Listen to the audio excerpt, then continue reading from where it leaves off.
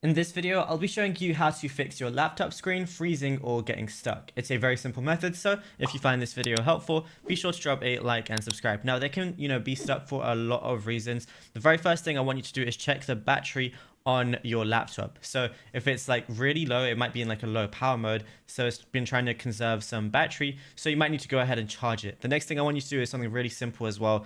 Go ahead and just restart your laptop. It's something really simple, but it just resets everything.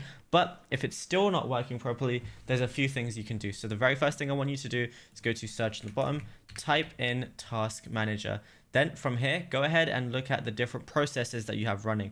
So you want to look at your CPU, memory, and your disk. So if there's anything that's taking up way too much, like let's say if your CPU is like nearing 100% or anything like that, and there's something that you're not using, but it's in the background just eating up a lot of your memory or your CPU usage, you want to just go ahead and click on that, and then you can go and end task at the very top right. So you can do that with any application of your choice, but just make sure it definitely doesn't need to be running because you don't want to close one of Windows background processes.